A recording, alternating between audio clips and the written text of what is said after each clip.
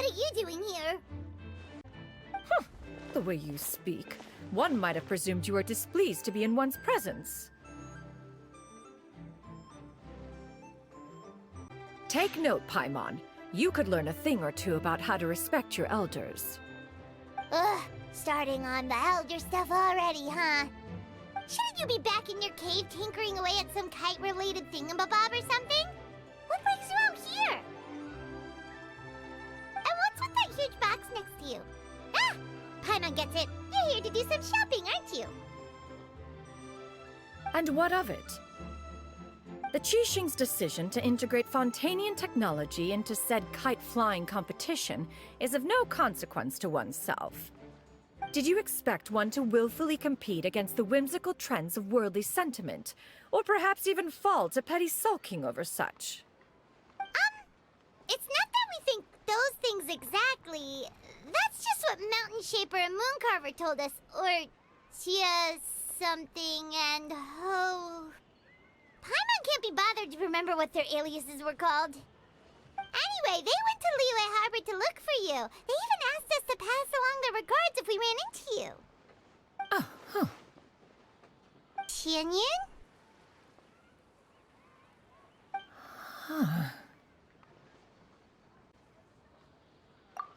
It appears time has quite flown since one's arrival in Liyue Harbor. How could one have forgotten about those two old fossils? One shall have to bring them back some divine herbs to atone for this slight. Nay, given that one has ventured all this way to Yilong Wharf, tea would be more advisable. A great thought has illuminated one's mind once again. One is reminded that certain purchases have yet to be made. Perhaps you two could wait here whilst one performs this task. It'll be but a moment. Huh? Wait, here? You're really just gonna ditch us here to watch your stuff? Oh, that woman really just does whatever she wants.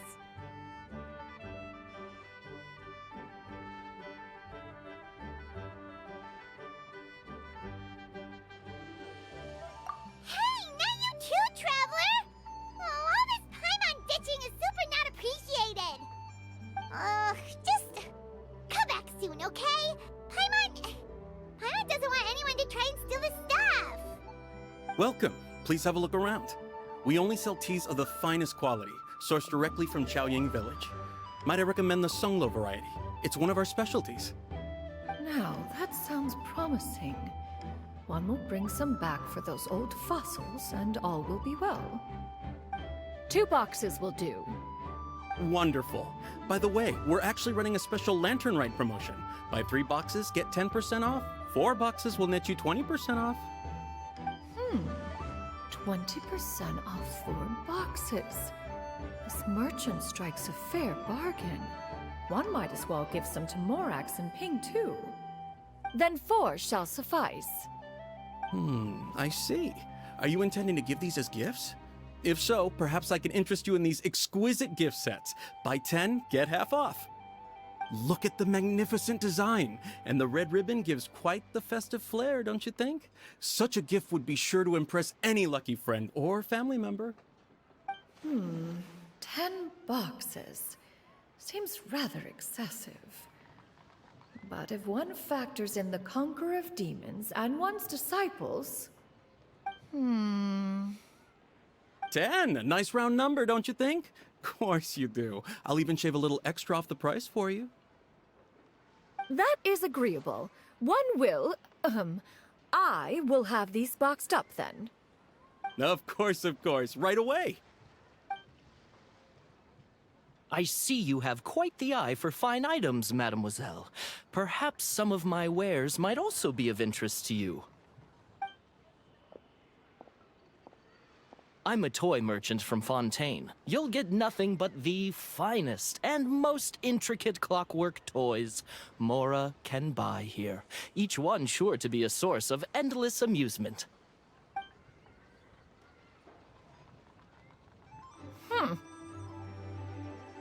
Perhaps you could enlighten me then. When should said amusement be derived? Well, that is, of course, best understood by playing with them yourself. If you could wait just a moment, I can bring one out and give you a demonstration.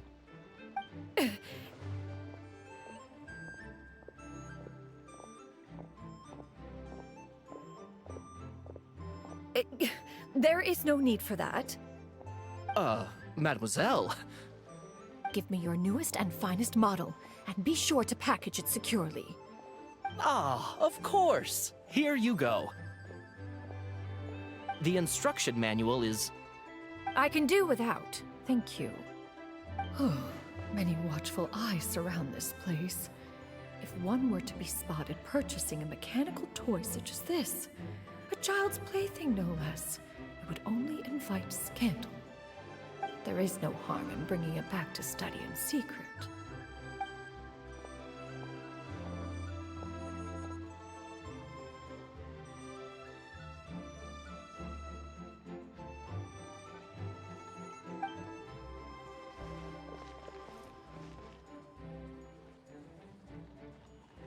Oh, Xianyun, did your shopping go smoothly? Naturally. One may not delight in social interactions, but that does not mean one lacks said faculties.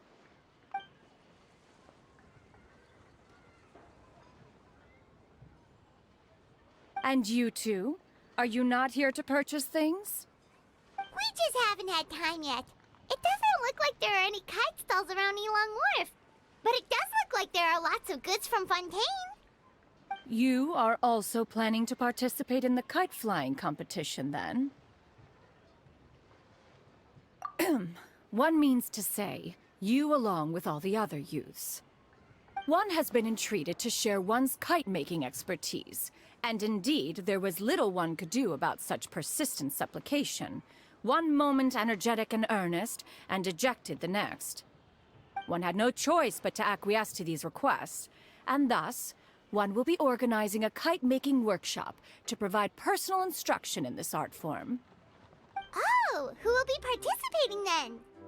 Shuyu, Shenhe, Ganyu, and Yayo. Wow, that's quite a few people. Also, this is all pretty well, Xianyun, but it's not like you have to make your own kite to participate in the competition. You can just buy one ready-made and call it a day. Ha! You speak of those equipped with the mechanical lifting device, do you not? 'Tis nothing but a crude piece of mortal machinery. The mechanism that one has developed was the fruit of millennia of meticulous study. Let us not speak of the source of the mechanism's power, but rather its structure. It is composed of materials as light as bamboo and as strong as iron. This composition grants it the lightness of weight to ascend into the sky and the durability to follow the wind for many a mile. It is built with a series of intersecting rods that... Never mind. It is unlikely the two of you will understand, even should one expend the effort to explain. One is better off saving one's breath. It sure seems like you want to talk about it, though. So, will you be attending the workshop or not? Huh? Wait, you've been trying to invite us this entire time? All right then. No need to prepare the materials in any case. One has it all sorted. Arrive at Mount Outsong in 2 days. I shall be expecting you around midday. Are you leaving? Don't you want a guard to help you with that big box of yours? Surely you jest. One goes as one pleases. For what reason would one need to rely on another?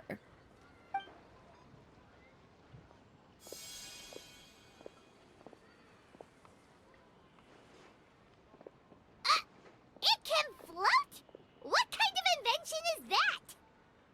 One calls it the floating toting device. Huh.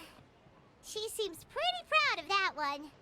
Look at her walk down the street. She seems so confident, but everyone around her is looking at her all funny. Paimon wonders... never mind. But anyway, that box of hers seems to be full of those mechanical lifty thingamabobs. not that Paimon was peeking or anything. She just, got a bit unsteady for a second and accidentally brushed the embroidery on top. And wouldn't you know it, all the stuff inside almost came bursting out. Paimon even went out of her way to keep it all together. All Paimon say is that Shenyun sure does try hard to save face. What did she call it again? A crude piece of mortal machinery? Paimon bets she just can't wait to take it apart and see how it's made. Totally. We should probably act like we didn't see anything, though. You know, in consideration of her feelings and all.